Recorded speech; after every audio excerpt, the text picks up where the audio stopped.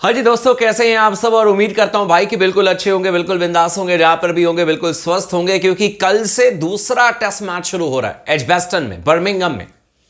पहले test match में जो हुआ हम सब ने देखा, और ऐसा नहीं है, देखो मैं अभी भी अपनी टीम को बैक कर रहा हूं, भारतीय टीम को बैक कर रहा हूं। पहले टेस्ट मैच में हमने अच्छी क्रिकेट खेल करके दिखाई। ऐसा नहीं है कि हम बिल्कुल ही टेस्ट मैच में बाहर थे। पांचवें दिन आकर के इंग्लैंड की टीम ने अपने घर पर रहते हुए, मतलब कि अपने घर पर जिस तरीके से वो डोमिनेट करने के लिए जाने जाते हैं, उन्होंने डोमिनेट किया। और इंग्लैंड के बल्लेबाजों ने ऑस्ट्रेलिया की जो टॉप क्लास गेंदबाजी लाइनअप है ना, जब मिचेल स्टार्क गेंदबाजी करते हैं, हेजलवुड गेंदबाजी करते हैं, और साथ में पैट कमिंस और स्कॉट बॉलैंड, इन चारों के खिलाफ में भी 5-5, 6-6 रन के, मतलब हर ओवर में इस रन रेट से उन्होंने रन बनाए थे। तो भारतीय टीम के खिलाफ में 371 रन चेज कर गए इंग्लैंड की टीम। तो ये नहीं है कि कुछ अजूबा हो गया है, ये इंग्लैंड की टीम करते हुए आई है। और उस टेस्ट मैच में हम बने हुए थे, कैचेस हमने ड्रॉप किया जिसकी वजह से मैच हमारे हाथ से निकल गया। लेकिन दूसरे टेस्ट मैच में सबसे बड़ा सवाल यह है कि भाई जसप्रीत बुमराह खेलेंगे क्या, सबके मन में यह सवाल था। स्पोर्ट्स टॉक ने एक बात आप लोगों को बार बार कही थी, और मैंने ये कहा था कि ये कोई सोर्सेस के हवाले से खबर नहीं है, मैं अपने लॉजिक के थ्रू मैं आपको बताने की कोशिश कर रहा था। मुझे लग रहा था कि ये सही फैसला होगा, और मैंने ये बात कही थी कि Jasprit Bumrah should play second test match. Bumrah को दूसरे टेस्ट मैच में जरूर खेलना चाहिए। उसके पीछे रीजन ये है कि अगर दूसरा टेस्ट मैच भी हाथ से निकल जाएगा तो फिर तीसरे, चौथे, पांचवें टेस्ट मैच में 3 के 3 टेस्ट मैच जीतने के लिए भारतीय टीम को बहुत ज्यादा पापड़ बेलनी पड़ेगी, मतलब बहुत मेहनत करनी होगी। तो उससे बेहतर है कि कम से कम बुमराह अगर आपके दूसरे टेस्ट मैच में खेलेंगे तो चीजें बेहतर होगी। और इस चीज को शायद सुन लिया जसप्रीत बुमराह ने, और शायद टीम मैनेजमेंट ने। कल भी आप लोगों को एक हिंट दिया था भारतीय टीम के असिस्टेंट कोच ने, रियान टेन डिस्कार्ट ने। उन्होंने ये बात कही थी कि Bumrah is available for the selection, he is completely fit. यानी कि जसप्रीत बुमराह चयन के लिए उपलब्ध हैं और वो पूरी तरीके से फिट है। लेकिन उन्होंने कहा था कि आखिरी फैसला जो है वो हम मैच डे के दिन लेंगे। लेकिन जसप्रीत बुमराह ने जम करके जब अभ्यास की, उसमें बैटिंग की है, खूब बैटिंग की जसप्रीत बुमराह ने। साथ में जसप्रीत बुमराह ने गेंदबाजी भी की, और जसप्रीत बुमराह के साथ में मोहम्मद सिराज ने भी खूब जम करके बल्लेबाजी की है। इससे एक चीज तो बिल्कुल तय हो जाता है कि अगर मान लीजिए कि बुमराह को नहीं खेलना होता टेस्ट मैच, सपोज मान लीजिए कि उनको नहीं खेलना है, तो जसप्रीत बुमराह क्यों नेट्स पर आकर के गेंदबाजी और बल्लेबाजी करते? आप खुद सोचिए।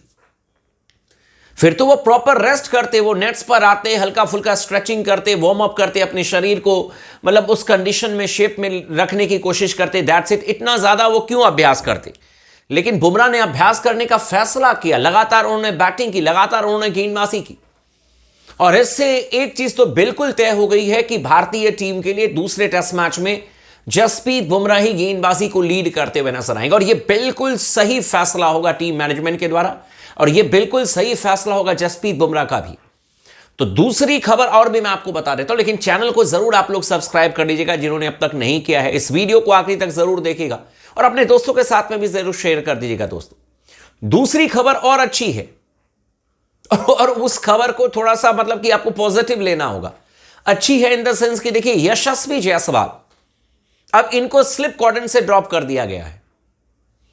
और यही बात कई बार आप लोगों को याद होगा, स्पोर्ट्स टॉक ने कही थी कि अगर प्रॉब्लम है, सपोज मान लीजिए कि, क्योंकि ये प्रॉब्लम जायसवाल के साथ में ऐसा नहीं है कि इंग्लैंड में आकर के इन्होंने 4 कैच टपका दिए, ऑस्ट्रेलिया में भी 3-4 कैचेस उन्होंने छोड़े थे, जिसमें से एक बहुत महत्वपूर्ण कैच उन्होंने मेलबर्न टेस्ट मैच में ड्रॉप कर दिया था।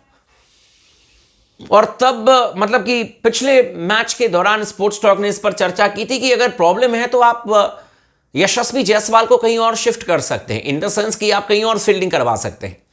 लेकिन भारतीय टीम ने जो अभ्यास किया, उसमें जो स्लिप में जो फील्डर्स होते हैं, जो स्लिप कॉरिडोर आप मान करके चलो, एक तरीके से स्लिप कॉर्डन मान लो आप, उसमें फर्स्ट स्लिप पर करुण नायर थे, सेकेंड स्लिप पर केएल राहुल थे, थर्ड स्लिप पर खुद कप्तान शुभमन गिल थे, और गली में अगर जरूरत पड़ेगी तो नीतीश कुमार रेड्डी होंगे या फिर आपके रविंद्र जाडेजा होंगे। लेकिन लेग स्लिप में और शॉर्ट लेग पर फील्डिंग करते हुए नजर आए यशस्वी जायसवाल। अब मैं आपको रीजन बताता हूं, टेक्निकल रीजन बताता हूं कि स्लिप और लेग स्लिप में क्या फर्क है, या शॉर्ट लेग में क्या फर्क है। देखो, स्लिप में क्या होता है ना कि अगर 125 किलोमीटर की रफ्तार की गेंदबाजी हो रही है, और अगर बल्ले पर गेंद लग करके स्लिप में गई, तो वो जो रफ्तार है ना गेंद की, वो 130 135 हो जाती है। आप समझो, क्योंकि बल्ले पर गेंद लगने के बाद और तेजी से निकलती है स्लिप में, और आपको बहुत जल्दी रिएक्ट करना होता है स्लिप में, और ऐसे में कई बार कैचेस ड्रॉप हो जाते हैं। इसीलिए स्लिप में फील्डिंग करना कोई मामूली सी चीज नहीं है।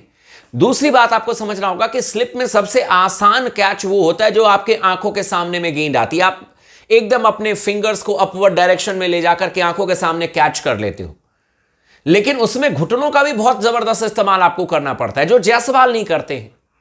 जायसवाल की प्रॉब्लम थी, अगर कई बार गेंद ऐसी आती है जो कि आपकी एकदम सीने की ऊंचाई तक आ रही है।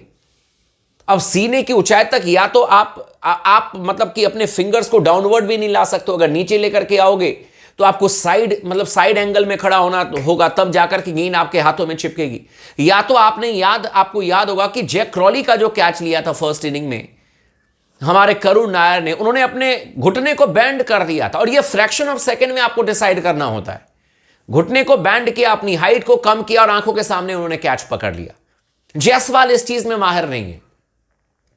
जायसवाल डाइव लगाते हैं, जायसवाल आंखों के सामने में कैच को ड्रॉप कर देते हैं। जब गेंद सामने भी आती है तो कई बार कैचेस उनके ड्रॉप हो गए, और इसीलिए यह फैसला लिया गया है कि यशस्वी जायसवाल जो हैं वो अब स्लिप कॉर्डन में फील्डिंग नहीं करेंगे, क्योंकि प्रैक्टिस में उनको स्लिप में फील्डिंग करते हुए नहीं देखा गया है। और इसका मतलब बिल्कुल क्लियर कट है कि अगर प्रैक्टिस में स्लिप में नहीं है, और इन चीजों को आप एक तरीके से मतलब मान करके चलो कि वो स्लिप में फील्डिंग नहीं करेंगे। आप कुछ मैचेस के लिए जैसे जैसे इंप्रूव करेंगे, धीरे धीरे कॉन्फिडेंस गेन करेंगे, हो सकता है कि फिर दोबारा स्लिप में आ जाए। लेकिन फिलहाल एजबेस्टन टेस्ट मैच में मे बी पॉसिबल या तो वो स्क्वायर लेग के क्षेत्र में फील्डिंग करते हुए नजर आएंगे आपको, या तो लेग स्लिप में अगर जरूरत पड़ेगी। तो लेग स्लिप में हमेशा फील्डिंग नहीं होती है, शॉर्ट लेग पर तब फील्डिंग करते हैं जब आपको लगता है कि स्पिनर ऑपरेट कर रहे हैं, या तेज गेंदबाज में भी शॉर्ट लेग पर आप लग सकते हैं, लेकिन शॉर्ट मिड विकेट पर आप फील्डिंग कर सकते हैं। उनको ज्यादातर ऑन साइड में रखने की कोशिश की जा रही है यशस्वी जायसवाल को, जो फील्डिंग प्रैक्टिस में देखने को मिला है। तो ये एक नया रोल जायसवाल को मिला है। आई होप कि कम से कम वहां पर कैचेस पकड़े, क्योंकि कैचेस तो आपको पकड़ने होंगे चाहे आप कहीं पर भी फील्डिंग कर रहे हो। और एक बात क्रिकेट की हमेशा याद रखिएगा कि जब आप ये सोचते हो ना कि हे ईश्वर गेंद मेरे पास ना आए, जब भी आप ऊपर वाले को याद करते हो गेंद उसी समय आपके पास में आएगी। तो इसीलिए जिस चीज से भागोगे वो चीज आपके पास में पहुंच जाएगी। और ये क्रिकेट में खूब होता है, खूब। आप जब भी कोशिश करोगे कि गेंद मेरे पास में ना आए, यार मैं ठीक से फील्डिंग नहीं कर पा रहा हूं, अगली गेंद ही आपके पास आएगी। तो इसीलिए जायसवाल को अपने कैचिंग पर ध्यान देनी है। स्लिप कॉर्डन में नहीं होंगे, चलो ठीक है, ऑन साइड में फील्डिंग करते हुए नजर आएंगे, लेकिन एक नया रोल है और उम्मीद करते हैं कि बेहतर करें। लेकिन जसप्रीत बुमराह का खेलना तय बिल्कुल, और ये भारतीय टीम के लिए अच्छी बात है। और पता नहीं अंदर से ये फीलिंग आ रही है कि टीम इंडिया एजबेस्टन में इंग्लैंड का द एंड करने जा रही है। बाकी आप लोग का क्या कहना, आप हमें कमेंट करके जरूर बताइएगा।